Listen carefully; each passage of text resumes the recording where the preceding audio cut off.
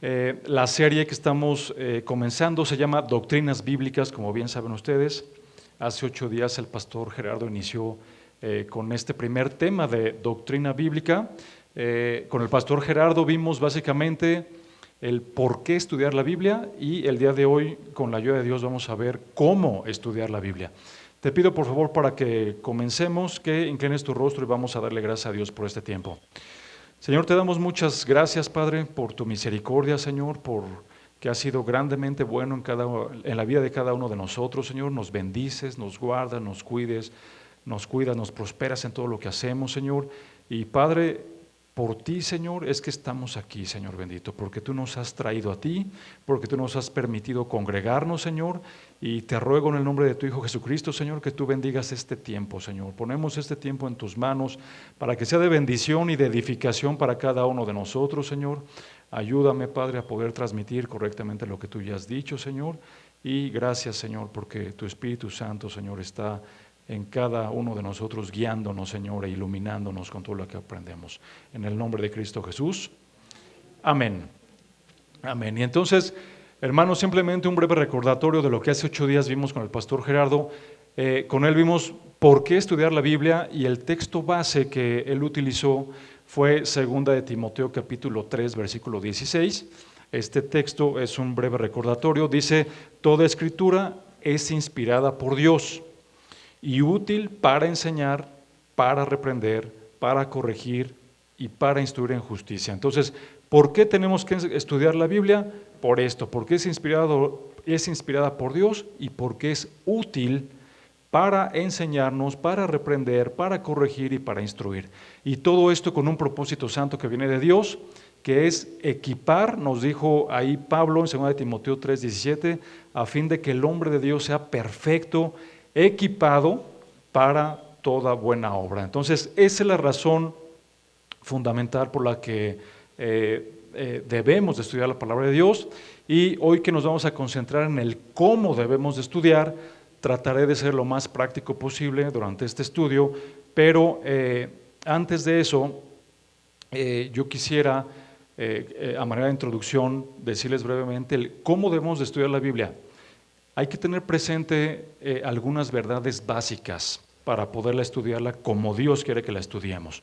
Por ejemplo, la palabra de Dios es la fuente de toda verdad, y esto lo vemos en Juan 17:17, un versículo que todos nosotros conocemos. Santifícalos en tu verdad, tu palabra que es verdad. Entonces, es algo que tenemos que tener sumamente presente. También la palabra de Dios es de suprema bendición para todos aquellos que la ponemos en práctica. Y el texto que nos dice esto es Lucas 11:28. Lucas 11:28 dice: y él dijo, antes, bienaventurados los que oyen la palabra de Dios y la guardan. Entonces, yo voy a aprender con la ayuda de Dios cómo estudiar la Biblia, pero tengo que tener presente esto, el cómo la voy a estudiar, teniendo siempre presente estos pasajes bíblicos, porque son algo que nos va a ayudar para poder animarnos más con el estudio. También la palabra de Dios podemos decir con plena seguridad que está completa en su totalidad, no le hace absolutamente falta nada. Y esto lo vemos en Apocalipsis 22:18, para los que toman nota. Apocalipsis 22:18, dice el apóstol Juan: yo testifico a todo aquel que oye las palabras de la profecía de este libro. Si alguno añadiere a estas cosas, Dios traerá sobre él las plagas que están escritas en este libro. Y si alguno quitare las palabras del libro de esta profecía, Dios quitará su parte del libro de la vida y de la santa ciudad y de las cosas que están escritas en este libro. Entonces, aquí vemos con este pasaje bíblico que a la palabra de Dios no le hace falta añadir nada ni quitar nada, es completamente absoluta y total. Y finalmente, la palabra de Dios también nos guía en todo lo que nosotros hacemos. Y el salmista en Salmo 119:105 dice: lámpara es a mis pies tu palabra. ¿Recuerdan? Lámpara es a mis pies tu palabra. Entonces, hay muchísimas razones para estudiar la palabra de Dios, y esto nos ayuda en cómo debemos de empezar a estudiar la palabra de Dios teniendo en mente todo esto. Ahora, hermanos, ¿quiénes podemos estudiar la palabra de Dios?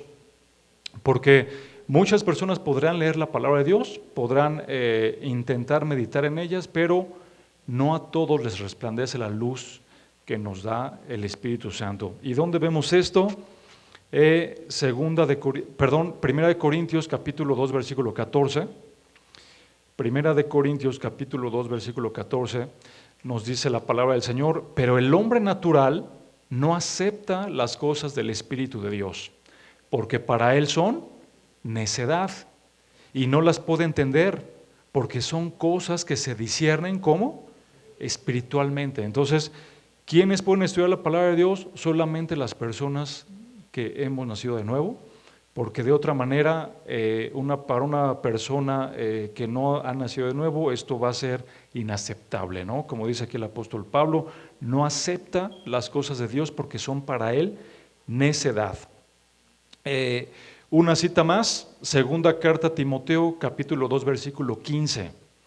Es otro versículo bíblico que nos motiva en por qué y cómo estudiar la palabra de Dios. Dijo el apóstol Pablo: procura con diligencia presentarte a Dios aprobado, como obrero que no tiene nada de qué avergonzarse, y aquí está la clave, que maneja con precisión la palabra de verdad. Entonces, tanto tú como yo, hermano, tenemos que estarnos capacitando continuamente para poder aprender más de la palabra de Dios y poder tener un buen conocimiento de la palabra de Dios y aplicarlo a nuestras vidas, porque esto le agrada a Dios y porque somos testimonio delante del mundo de que somos hijos de Dios para buenas obras. Muy bien, el primer punto para responder la pregunta de cómo estudiar la Biblia. El primer punto tiene que ver con leer.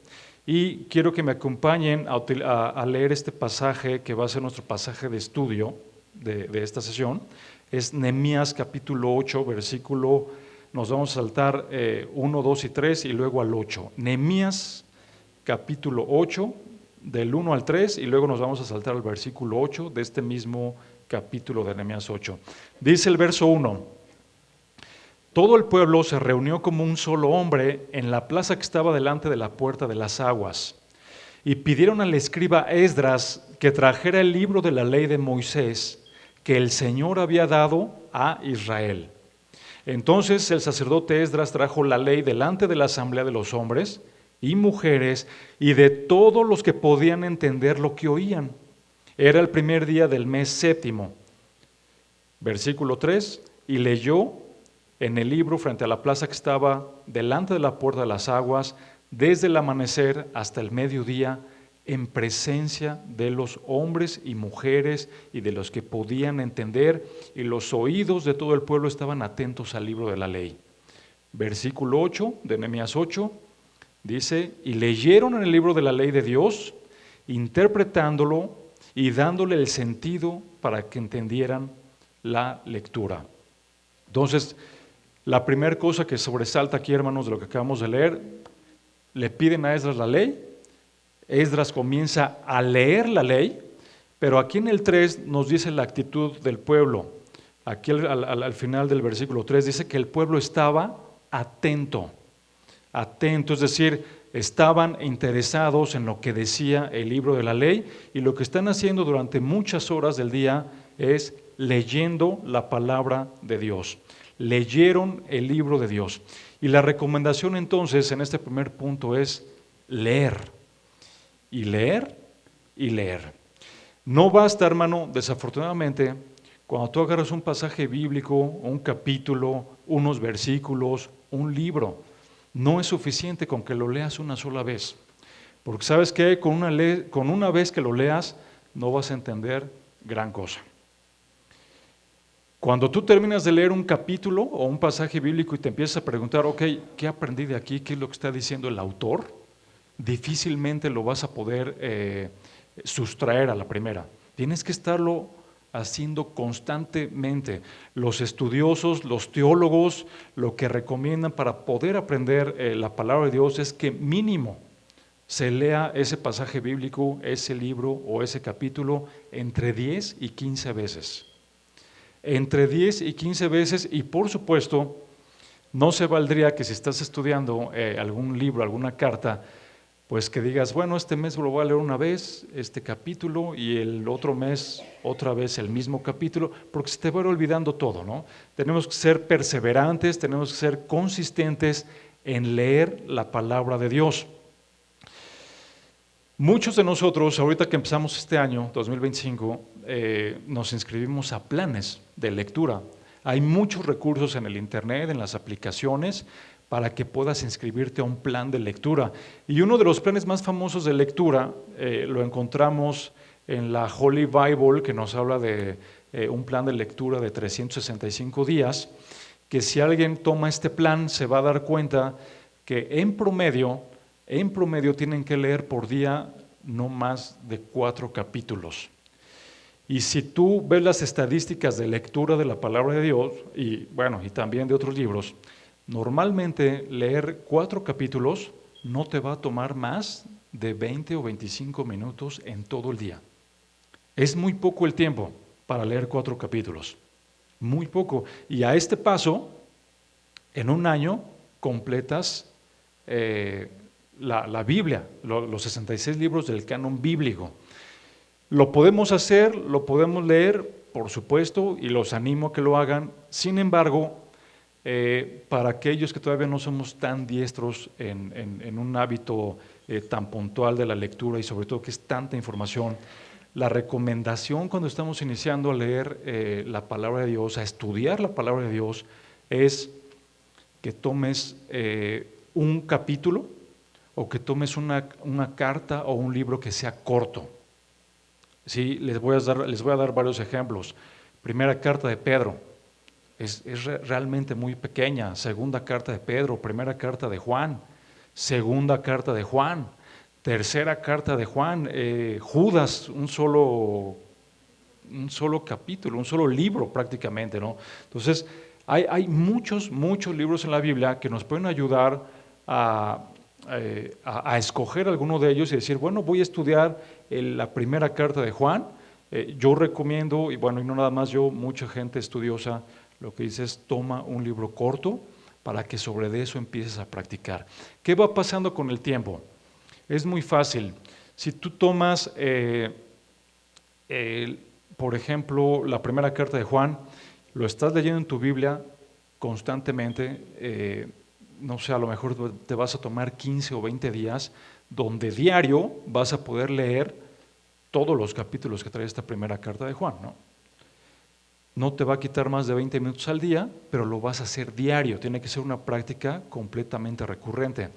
Y puedes estar seguro de una cosa, para el día 7, el día 8, que estás repitiendo el mismo pasaje, que estás leyendo y meditando, porque se trata también de que estemos meditando en lo que el autor esté diciendo.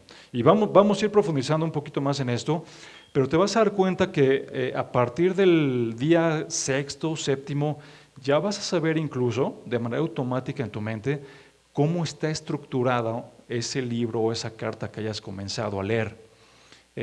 Vamos a poner aquí un breve ejemplo. Si tomamos Filipenses tiene 4 capítulos, ya dijimos, 4 capítulos a velocidad promedio, te vas a llevar 20, 25 minutos en leerlo. No se trata de leerlo con prisa, se trata de ir identificando todo lo que está diciendo ahí el apóstol Pablo en Filipenses.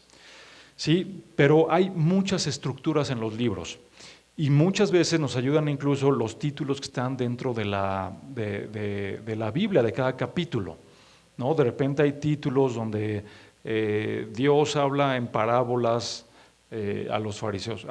Perfecto, ya sé que lo que viene ahí son parábolas donde Jesucristo va a hablar a cierto núcleo de personas.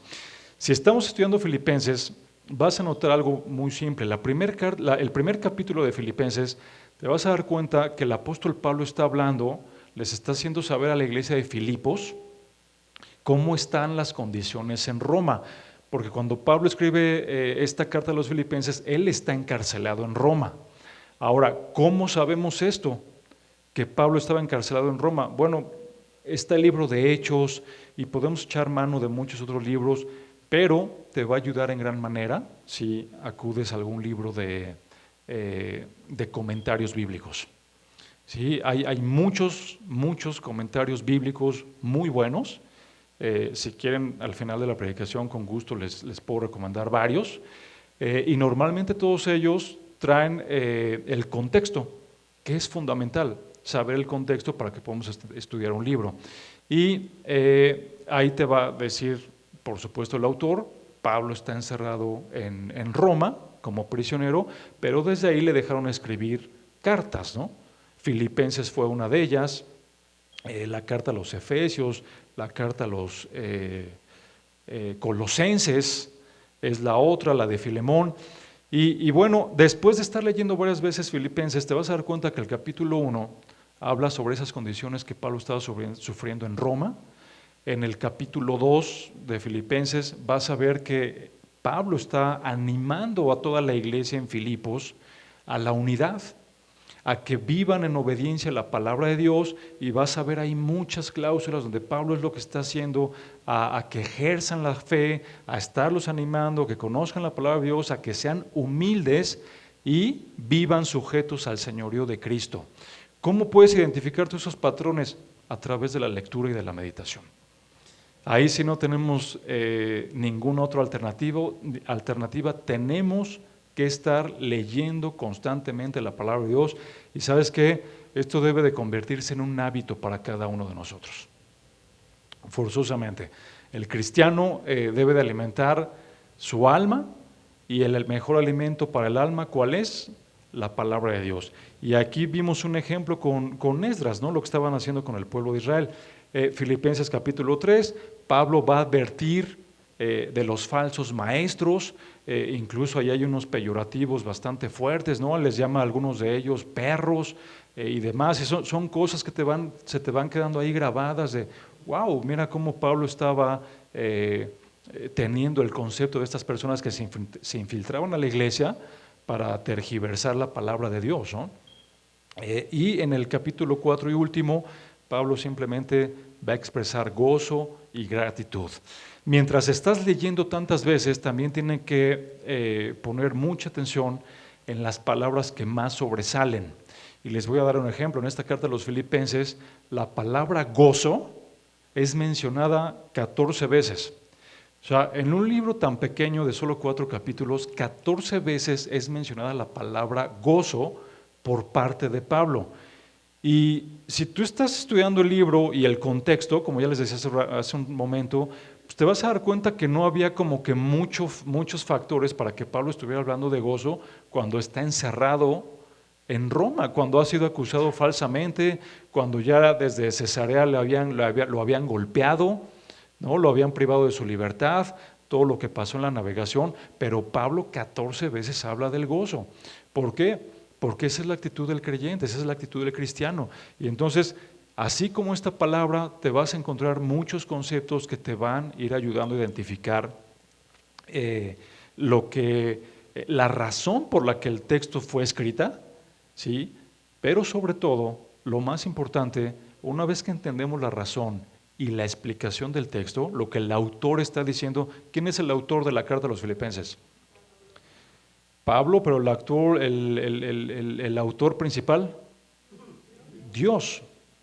Dios es el que está inspirando todo lo que Pablo y otros escritores de la Biblia están escribiendo, y lo están escribiendo no para que tú conozcas algo de la historia nada más, y que digas, no, mira, Pablo, wow, la pasaba muy mal, y bueno, él se animaba solo y también animaba a la iglesia. O sea, está bien que entiendas eso, pero deberíamos de quedarnos nada más con ese aprendizaje, porque el Señor nos está hablando a todos, no nada más habló a la iglesia de Filipos. Entonces, ¿qué tendríamos que aprender de este libro, de esta carta, de una epístola y demás? Primero que nada, ¿qué es lo que está diciendo el autor? ¿Qué es lo que el autor está transmitiendo? Y punto número 2, ¿cómo voy a aplicar eso a mi vida? Porque si no, ¿dónde está el aprendizaje? Y te voy a dar un ejemplo. Ahí mismo en esa carta de Filipenses, En el capítulo 3, después de que Pablo está advirtiendo sobre los falsos maestros y las herejías y que se aparten de ellos, Pablo dice, y yo no es que pretenda ya haberlo alcanzado, pero me estoy esforzando constantemente, estoy parafraseando, para llegar a la meta. ¿Sí? O sea, Pablo está diciendo, todavía no soy como Cristo, me falta mucho, pero me estoy esforzando, prosigo a la meta, prosigo en el conocimiento de la palabra de Dios, no importan las circunstancias, porque el Señor tiene un propósito para cada uno de nosotros, tiene un propósito para Pablo. Todavía al final del capítulo 3, Pablo va a decir, porque nuestra ciudadanía está en los cielos. Entonces, yo estoy meditando y leyendo y tratando de estudiar todo lo que está diciendo el autor, pero luego tiene que haber una pregunta básica: ¿cómo aplico eso en mi vida? Y una aplicación aquí inmediata, ¿no? Si Pablo decía que todavía no lo había logrado y proseguía la meta, ¿qué será de uno, hermanos? ¿Qué será de uno? Entonces nos anima, por supuesto, a tener ese mismo ímpetu para decir, ¿sabes qué? No importa la circunstancia en la que me puedo encontrar hoy en día, ¿sí? Puedes estar pasando por un problema económico, un problema de salud, laboral, familiar, solo tú y Dios saben cómo está tu contexto, lo que estás viviendo día a día, pero Pablo nos está dando una esperanza, nuestra ciudadanía está en los cielos, y mientras estemos aquí, tenemos que esforzarnos por seguir a la meta en el conocimiento de la palabra de Dios y siendo cada vez más semejantes a nuestro Señor Jesucristo. Porque reconocemos cada uno de nosotros que no hemos alcanzado esa perfección y entonces cada vez más y más nos motivamos a través de la propia palabra del Señor para seguir adelante. Y recuerda algo, Isaías 55:11 nos dice la palabra del Señor, que la palabra que sale de la boca de Dios no va a volver a Él vacía, sin haber realizado el deseo y logrado el propósito para el cual la envié. Es decir, la palabra de Dios tiene un propósito. Y cuando tú estás escudriñando y estudiando la palabra de Dios y la estás entendiendo y estás meditando y estás buscando el cómo aplicarla a tu vida, es cuando el Señor aquí nos dice claramente, se va a lograr en tu vida lo que el Señor ha deseado. Por supuesto, ¿no? El apóstol Pablo ahí en Filipenses nos dijo, el que comenzó en ustedes la buena obra, él mismo la va a terminar, él mismo la va a perfeccionar. En Mateo 16, recuerdan cuando Jesucristo le dice a Pedro que él mismo edificará su iglesia. O sea, el mismo Señor Jesucristo está edificando a su iglesia. ¿Y cómo edifica el Señor Jesucristo la iglesia? A través de su palabra, a través de la iluminación y la guía del Espíritu Santo, ¿sí? Y a través también de su palabra. Entonces, de este primer punto, la puesta en marcha es leer muchas veces el pasaje bíblico, ¿no? A mí me encantaría que como aplicación de este estudio, cada uno de nosotros saliendo dijéramos, bueno, pues yo voy a estudiar la primera carta de Juan.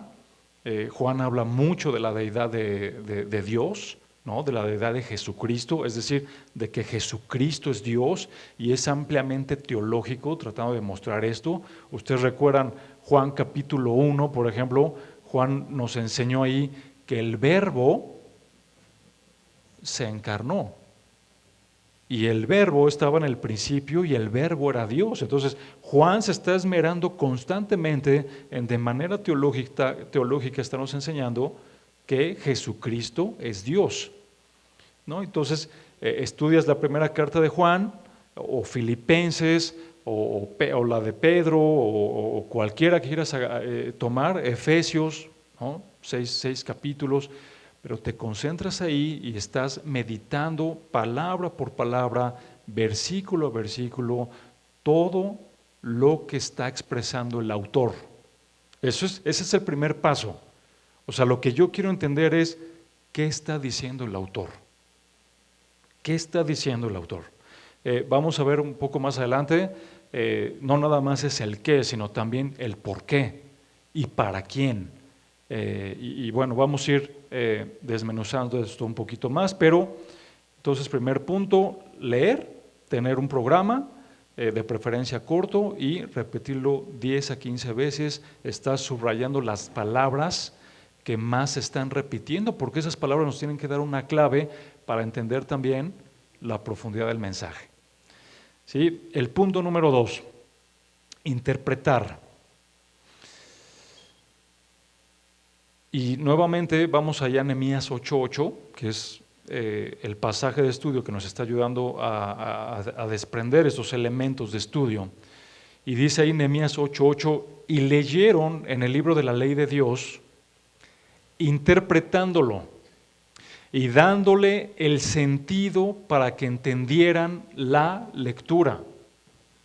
Lo voy a leer de nuevo, interpretándolo y dándole el sentido para que entendieran la lectura. Entonces, no nada más lo estaban leyendo. Aquí ya tenemos un elemento más. ¿Qué estaban haciendo? Interpretando. Ahora, síguenme con mucho cuidado, porque no quiero causar aquí ninguna confusión con esto. Cuando estamos hablando de interpretar la palabra de Dios, podría sonar como que, oye, es que está muy difícil lo que Dios dijo, no se entiende, no está claro, entonces necesito yo meter ahí mi inteligencia y mi sabiduría porque quiero darle una interpretación. Y no es el enfoque que debemos adoptar, porque desafortunadamente cuando se adoptan ese tipo de enfoques, lo único que se ha provocado y lo evidencia el mundo en el que estamos viviendo es que de aquí han surgido muchísimas sectas. ¿Por qué? O sea, no, es que yo interpreto esto. Y otro de por allá, no, es que yo interpreto esto. Y alguien, no, es que yo interpreto lo de aquí, no tiene nada que ver con lo tuyo. O sea, y es el yo interpreto, pero ¿verdaderamente ese es el sentido de la palabra de Dios? O sea, Dios nos dio su palabra para que nosotros pudiéramos interpretar lo que quisiéramos y decir, mira, lo que quiso decir es esto de por acá. Y que muchos tengamos diferentes opiniones. No fue así. No fue así. La palabra de Dios no se puede contradecir. La palabra de Dios es inerrante, es infalible y es clara la palabra de Dios. Es muy clara la palabra de Dios. Vamos a ver entonces a qué se está refiriendo este texto de estudio, Nehemías, con que estaban interpretándolo y dándole el sentido, porque es algo que también nosotros tenemos que hacer. Insisto, por estas malas interpretaciones, hoy tenemos sectas, y vamos a ver un ejemplo de esto. Eclesiastés 9:5. Eclesiastés capítulo 9, versículo 5. Está Salomón escribiendo y dice, porque los que viven saben que han de morir, pero los muertos no saben nada, ni tienen ya ninguna recompensa, porque su recuerdo está en el olvido. Y de aquí han salido por lo menos 2 o 3 sectas bastante populares, ¿sí? Para decir, para enseñar y adoptar como una doctrina que después de que se muere alguien que no conoció del Señor, simplemente es aniquilado. Y por eso están en pro o a favor de esta doctrina de la aniquilación. Siendo, es que aquí está en la Biblia, y ciertamente aquí lo estamos viendo en la Biblia, ahí lo dice claramente, ¿no? Pero los muertos no saben nada, ni tienen ya ninguna recompensa, porque su recuerdo está, entonces ya no sabe nada, ya no tienen recompensa y ya no tienen memoria de nada, ¿no? Ahí está, es la aniquilación. Pero vemos otros pasajes bíblicos, Daniel 12:2, por ejemplo. Daniel 12:2 nos dice, y muchos de los que duermen en el polvo de la tierra despertarán, unos para la vida eterna y otros para la ignominia, para el desprecio eterno. Luego Juan capítulo 5, versículo 28 nos dice, no se queden asombrados de esto, porque viene la hora en que todos los que están en los sepulcros oirán su voz, y saldrán los que hicieron lo bueno a resurrección de vida, y los que hicieron lo malo saldrán a resurrección de juicio. Pero Eclesiastés acaba de decir que no, que que ya su memoria se ha quedado en el olvido, que ya nada saben y que ya no van a existir. ¿Cómo debemos de interpretar esto? A esto me refería con la interpretación. ¿Sí? No que la palabra del Señor no sea clara en todo lo que está diciendo, sino cómo debemos de estudiar un pasaje donde aparentemente, ¿sí?, está diciendo cosas contrarias, ¿no? Mateo 5:29, también nuestro Señor Jesucristo dijo: si tu ojo derecho te hace pecar, arráncalo y tíralo, porque te es mejor que se pierda uno de tus miembros y no que todo tu cuerpo sea arrojado en el infierno. Entonces, en estos tres pasajes bíblicos que acabamos de estudiar, no se ve ninguna teoría o enseñanza o doctrina de aniquilación, como se ve en Eclesiastés. ¿Qué debemos de hacer con esto? ¿Hay una contradicción? No puede haber contradicción. La palabra de Dios es el mismo autor, o sea, Dios escribiendo todo esto en un periodo de tiempo de 1400 años. Entonces, ¿cómo debemos de entender esos pasajes bíblicos? ¿Qué está pasando? La respuesta es la siguiente. Si tú estudias bien el libro de Eclesiastés, te vas a dar cuenta que Salomón, lo que está, bajo el concepto que está escribiendo Eclesiastés, lo está escribiendo desde una perspectiva completamente humana.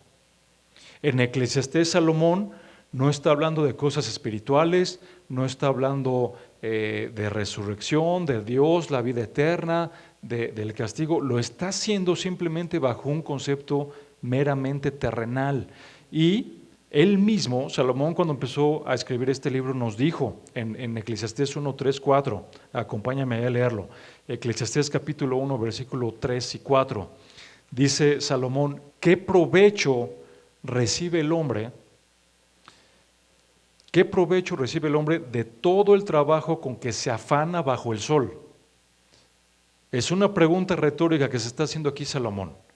Y luego en el versículo 4 dice: una generación va y otra generación. Y luego, ¿qué termina diciendo Salomón sobre esto? Que todo es vanidad. ¿Sí? Pero ¿qué está describiendo Salomón en todo el libro de Eclesiastés? Toda la vida cotidiana del hombre. O sea, en todos los capítulos que va escribiendo Eclesiastés, te está diciendo: mira, el hombre está en esta tierra y se está esforzando por acumular riquezas y bienes, y se está afanando porque cada vez quiere más y más y más, pero el día que se muere, nada se lleva. Se va y simplemente todo lo demás se queda aquí. Dice: entonces, ¿qué provecho tuvo eso?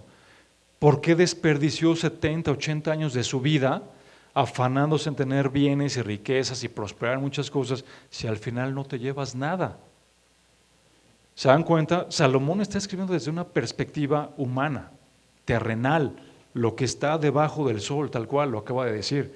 Y son los detalles en los que tenemos que tener mucho cuidado para poder dar el sentido y la interpretación a lo que estamos estudiando y que no nos cause confusión con otros pasajes bíblicos. Entonces, en el momento que entiendo que Eclesiastés está hablando desde esta perspectiva humana, sé que nosotros, secularmente hablando, ¿sí?, es válido el decir: bueno, nosotros estamos vivos y sabemos que hay una cosa segura para cada uno de nosotros, que va a ser la muerte, ¿no? Definitivamente.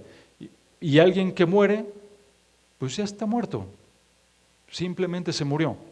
No lo estamos viendo desde la perspectiva espiritual, ¿no?, que sabemos que vienen más cosas.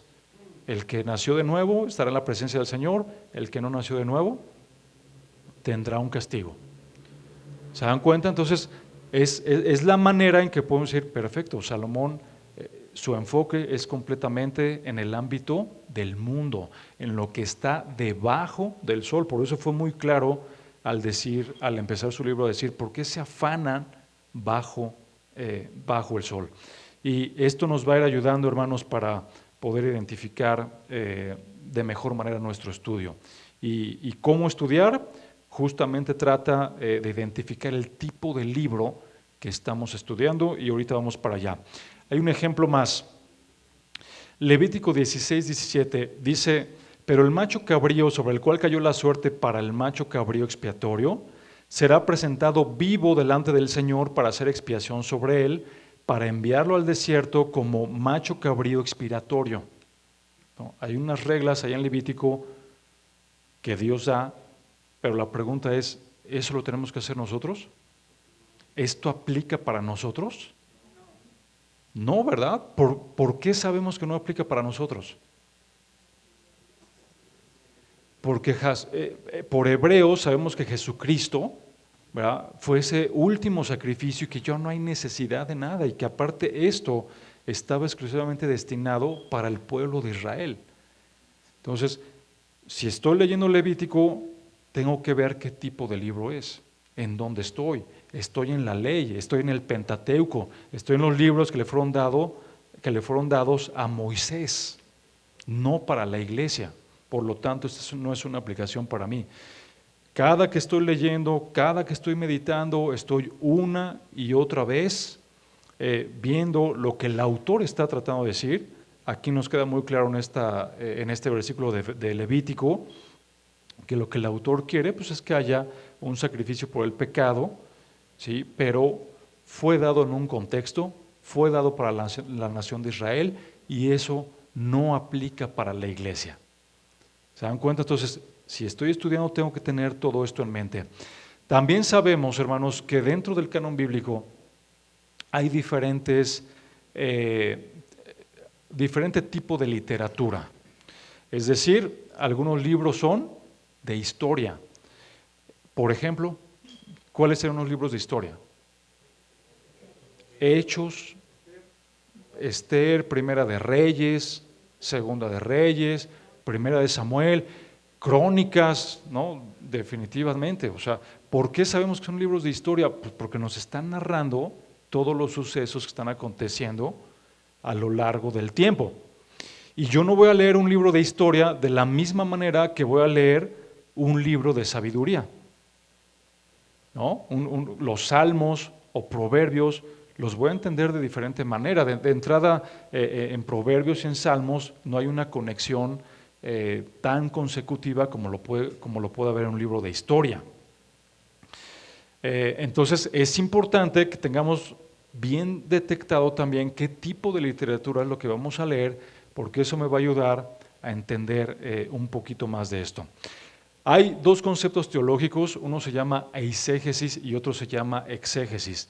La eisegesis lo que hace es decir, mira, el autor está diciendo esto, pero yo entiendo esto, creo que dice esto, y eso es lo peor que puedes decir aparte, ¿no? El decir yo creo que dice esto, porque no se trata de lo que tú creas que dice el texto, se trata de lo que Dios está diciendo en un pasaje bíblico tan claro. Y la eisegesis lo que hace es que yo sobre lo que estoy entendiendo le agrego cosas al texto. ¿Sí? Estoy poniendo ahí información que en realidad no está. Muchas veces este concepto se conoce como alegorizar o espiritualizar. Y la exégesis es lo contrario. La exégesis lo que hace es extraer la información del texto, lo que está diciendo cada palabra, el tiempo del verbo, razonando el por qué vino aquí este adjetivo, por qué vino este adverbio. Sí hay que ponerse un poquito más estrictos con la gramática, pero esto es con la finalidad, hermano, de que puedas entender con claridad lo que el autor de la vida ha dicho. O sea, es de suma importancia porque estamos escuchando la voz de Dios cuando estamos leyendo, estudiando e interpretando la palabra de Dios, ¿no? El Señor cuando da su palabra hizo algo tan natural y tan normal como cuando tú le das una instrucción a alguien de tu familia, ¿no? Y tú das una instrucción y le dices, oye, te encargo por favor que el miércoles a las 7 de la noche compres esto, después llegas, lo metes al refrigerador, el viernes a las 6 de la mañana necesito que te levantes y hagas esas actividades y en la tarde lo siguiente y el fin de semana esto. Así de natural. Cuando otras personas están leyendo esto, ¿en qué deberían de estar interesados? Bueno, ¿cuáles son las actividades que dijo que se tenían que hacer el jueves, el viernes, el sábado? Pero no tendrían por qué distorsionar nada de lo que están diciendo, simplemente están interpretando de que, mira, ¿por qué se saltó del jueves a las 8 de la noche que dijo que se tenía que dormir al viernes a las 6 de la mañana? Pues porque hay unas horas de sueño, ¿no? O sea, es la interpretación que vamos dando a los textos bíblicos, pero no porque tengamos que encontrar una nueva revelación, porque no hay nueva revelación. Eso tiene que quedar bien claro, hermanos. La revelación, toda, sin excepción, está ya incluida y cerrada, lo leímos ahorita en Apocalipsis, en el canon bíblico, en los 66 libros que tenemos.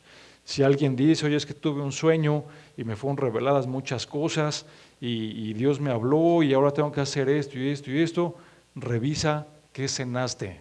Pudiste haber cenado muchos tacos o alguna otra cosa, porque todo lo que Dios quiere decirnos ya está en la Biblia, ya no hay nueva revelación. Hay iluminación, eso sí, iluminación por parte del Espíritu Santo para que podamos precisamente estudiar la palabra de Dios.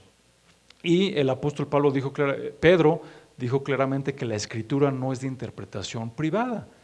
La palabra de Dios se interpreta a sí misma. Y esto se conoce como la analogía de la fe. Analogía de la fe es el término teológico para decir la Biblia se interpreta por sí misma. Y voy a dar un ejemplo. Si tú lees Santiago, ¿en qué está enfocado? ¿Qué es en lo que más se enfoca Santiago? ¿Alguien lo recuerda? Todo el tiempo está diciendo tus obras. Muéstramela tu fe por tus obras, por tus obras, por tus obras. Y parecería que Santiago lo que está enseñando es, mira, tengo que hacer obras buenas para salvarme. Y digo parecería porque no es así. ¿Verdad? No es así. ¿Por qué sabemos que no son las obras las que nos salvan? ¿Cómo es que sabemos eso? Porque no es por obras. ¿Y cómo lo sabemos? Porque en la palabra de Dios hay otros pasajes bíblicos y hay otros libros que nos han instruido muchas veces para decir no es por obras. Y un ejemplo claro, Efesios 2:8, por gracia sois salvos. Gálatas, Romanos, justificados por la fe. O sea, hay muchísimos otros pasajes bíblicos y a eso me refiero con la analogía de la fe. La Biblia se interpreta entre ella misma por sí misma, pero nosotros tenemos que encontrar esos elementos, decir, oye, aquí tal vez estoy comprendiendo de Santiago esto, pero ¿qué dice el resto de la Escritura? ¿Y cómo voy a saber esto? Bueno, yo estoy estudiando un pasaje bíblico y me estoy centrando en 4 o 5 versículos. Los teólogos lo que dicen es, muy bien, para poderlo estudiar bien, tienes que ver qué está diciendo el contexto inmediato, que son todos los versículos que están alrededor de este pasaje de estudio. O sea, ¿qué más está diciendo el mismo autor? Pero en unos versículos previos y en unos versículos posteriores para poder entender este pedacito que estoy estudiando. Un ejemplo fue este de Eclesiastés que acabamos de leer. O Juan 3:16, todos conocemos Juan 3:16, de tal manera amó Dios al mundo que ha dado a su Hijo unigénito, ¿no? Pero si lees todo el contexto, todo esto viene desde una enseñanza que le está dando Jesucristo desde el capítulo 3, versículo 1 a Nicodemo. ¿Lo recuerdan? El Espíritu sopla de donde quiere, le está enseñando todo eso a Timoteo. Tú no sabes de dónde viene ni a dónde va, así es todo aquel que nace de nuevo. Y en el 3:16 no es que esté aislado de toda esa enseñanza que le viene dando nuestro Señor Jesucristo a Nicodemo, sino que forma parte de. ¿Sí? Ese es el punto de que la Escritura se interpreta por ella misma, pero tenemos a través de la práctica y del estudio, de la lectura y la meditación, poco a poco irnos dando cuenta de esto para poder entender esas verdades bíblicas. Cuando tienes bien definido todo esto, te vas a dar cuenta que Santiago de ninguna manera está diciendo que tienes que hacer buenas obras para ser salvo, simplemente está complementando la información del canon. Las obras son forzosamente una evidencia de tu salvación. Como regla general, hermano, cuando estamos interpretando la Biblia, esto debe de ser literal, literal. O sea, no puedes espiritualizar, no puedes alegorizar, no puedes estar diciendo, no, es que aquí posiblemente se está refiriendo a mí cuando estoy teniendo esos problemas con mi tío y aquí me está hablando de esto. porque ahí ya estoy metiendo cosas que no vienen en el texto. Tomar y estudiar la palabra de Dios de manera literal quiere decir que si la palabra de Dios nos dijo ahí en Génesis que después del diluvio solamente sobrevivió, ¿cuántas personas? 8 personas, pues fueron 8 personas. Si la creación fue hecha en ¿cuántos días? 6 días, son 6 días, y son 6 días literales de 24 horas, ¿no? No tengo por qué meter información que no sea la correcta, a menos que sea un lenguaje figurado, porque tenemos lenguaje figurado dentro de la palabra de Dios.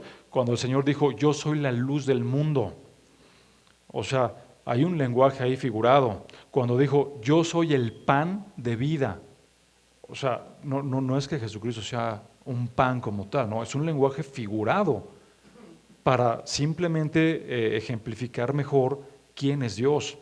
En la Santa Cena, cuando decimos en la Cena del Señor, este es mi cuerpo, ¿verdad? Tampoco estamos haciendo alusión a que verdaderamente es el cuerpo de Cristo.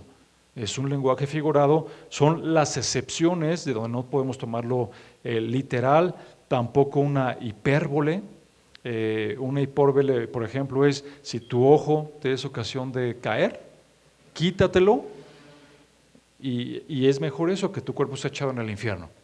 Entonces, tú estás por ahí pecando, viendo cosas inmorales, pues no te vas a sacar los ojos literalmente, ¿no? O sea, el Señor lo que nos está enseñando en ese pasaje bíblico es que la condición y el pecado del hombre, ¿dónde se encuentra?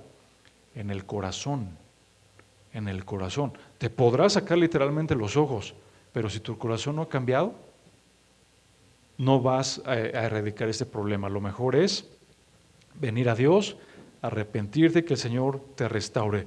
Lo mismo cuando es una parábola, no se puede tomar en cuenta, y tener mucho cuidado con los géneros literarios. Hace rato mencionamos ya algunos, ¿no? La ley, tenemos el Pentateuco, los históricos, hay poesía, hay sapiensal, que son Job, Salmos, Cantar de los Cantares, Lamentaciones, hay epístolas, que son Romanos, Efesios, Gálatas.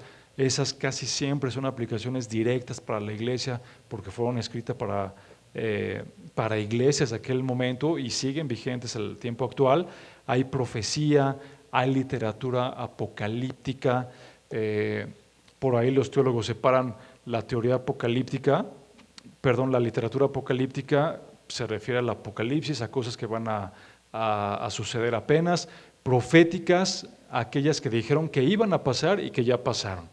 Por ejemplo, la venida de nuestro Señor Jesucristo y que Él haya puesto en la cruz su vida por nosotros, también ya pasó. La ley, ya lo mencionábamos, y bueno, hermano, es importante que vayamos siempre comprendiendo en el estudio de la Biblia estos dos elementos: la lectura, interpretar. Para interpretar vimos brevemente algunos pasos que son de bastante ayuda, y finalmente, cuando echamos mano también de la teología histórica, que nos habla del contexto, nos va a ayudar a tener mejores referencias de lo que estaba pasando ahí. Un ejemplo breve: cuando nosotros acabamos de leer Hechos, en el último capítulo de Hechos, Lucas nos deja la expectativa de, bueno, ¿y qué pasó con Pablo? Porque Pablo estaba encerrado, ahí nos deja Lucas, mandó sus cartas y listo. ¿Qué pasó después? La Biblia no nos lo dice, pero hay fuentes históricas que nos pueden ayudar a entender mejor lo que estaba pasando en ese escenario. Hubieron grandes escritores seculares, algunos creyentes también, pero que finalmente nos ayudan a complementar este estudio. Un ejemplo, Flavio Josefo, un escritor del tiempo de los apóstoles. Él escribe lo que pasó después con Pablo. De ahí es que muchos han comentado que Pablo, después de ese encarcelamiento en Roma, sí visitó España, y que después fue nuevamente apresado, y fue cuando ya murió finalmente. Cómo concebían la palabra de Dios al principio del siglo II, por ejemplo, en el año 150 ya de nuestra era. ¿Lo veían como nosotros lo estamos viendo? ¿Veían ellos algunas cosas diferentes? Eso es teología histórica, también nos ayuda a comprender un poquito más del contexto. Y finalmente, hermanos, con eso terminamos, es importante estarle haciendo preguntas al texto. Preguntas como ¿quién?, ¿cómo?, ¿cuándo?, ¿dónde?, ¿por qué?, ¿cuánto?, ¿para qué se hizo eso?, ¿para quién se hizo eso?, ¿cuál es el beneficio de esto? ¿Por qué es importante estar identificando los elementos en el pasaje que estoy estudiando? Y les aseguro, hermanos, que con la ayuda de Dios vamos a aprender mucho mejor cuando estemos estudiando la Biblia. Bien, pues vamos a darle gracias a Dios. Por favor, inclina tu rostro y vamos a orar. Señor, muchas gracias te damos, Padre, porque Dios, tú eres bueno en gran manera, Señor. Y yo sé, Padre bendito, que tú tenías determinado, Señor, para este día, el darnos, Señor, un poco más de conceptos para poder estudiar, Dios, de manera debida tu palabra, Señor. Anhelamos en nuestros corazones, Padre, poder estudiar más, poder llevar un buen plan de lectura, Señor. Pero sobre todo eso, Señor, lo que anhelamos, Padre, es saber con mucha mayor precisión, Dios, todo lo que tú has dicho, Señor. Queremos entenderlo, Señor, a la precisión, por una razón, por un propósito, Señor. Queremos aplicarlo en nuestras vidas para que eso te glorifique a ti, Señor. Sabemos, Dios, que nuestra vida en este mundo terrenal, Dios, nos ha sido dada por un propósito, Señor, que tú vas a llevar a cabo, pero también sabemos que tenemos que prepararnos, Señor. Y yo sé, Dios, que estas herramientas, Padre, que hoy hemos estudiado aquí, nos van a ayudar a cada uno de nosotros, Señor, para que podamos asimilar de mejor manera lo que tú nos has dicho, para ponerlo en práctica, Señor, y que podamos siempre dar testimonio, Señor, de que somos tus hijos, Señor, y que anhelamos ser como tú, Dios. Y aunque sabemos, Señor, que en este mundo imperfecto y en este cuerpo que aún tenemos no glorificado, seguiremos teniendo errores, fallas, pecados, Señor, pero aún con eso, Dios, te suplicamos nos ayudes a crecer cada vez más a cada uno de nosotros, Dios. Que todo esto quede guardado en nuestros corazones, Señor, y que demos fruto, Padre, al momento de estar estudiando tu palabra. Gracias en el nombre de tu Hijo amado, Cristo Jesús. Amén. ¿Qué tal? Me da muchísimo gusto saludarles y quisiera simplemente comunicarles que gracias a todos ustedes a través de todas las naciones en el mundo que aman la palabra de Dios y que realmente están interesados en que nosotros como organización Vida Nueva para el Mundo continúe predicando el Evangelio de la gracia de Jesucristo, podamos nosotros continuar haciéndolo gracias a sus donaciones. Este año cumplimos 46 años de ministerio, 46 años donde hemos predicado, pensamos y consideramos de una forma fiel el Evangelio, la sana doctrina de Jesucristo. Nosotros con todas estas donaciones tenemos que sostener pastores, misioneros, obras, equipos de televisión y aún continuamos buscando la manera de poder elevar este ministerio. Hasta este momento quiero que ustedes estén enterados, no tenemos una sola propiedad y así hemos trabajado durante 46 años porque le damos la importancia a la evangelización, a las misiones y también a los hombres de Dios para levantar más pastores. Le damos las gracias, que pueda Dios con su gracia tocar sus corazones y que puedan ustedes invertir en un terreno donde es fructífero, porque creemos que hemos producido bastante buen fruto para la gloria de Dios. Gracias por sus aportaciones y por las donaciones que sabemos ustedes continuarán haciendo para que podamos continuar siendo fieles en la predicación del Evangelio de la gracia de Dios. Que Dios les bendiga.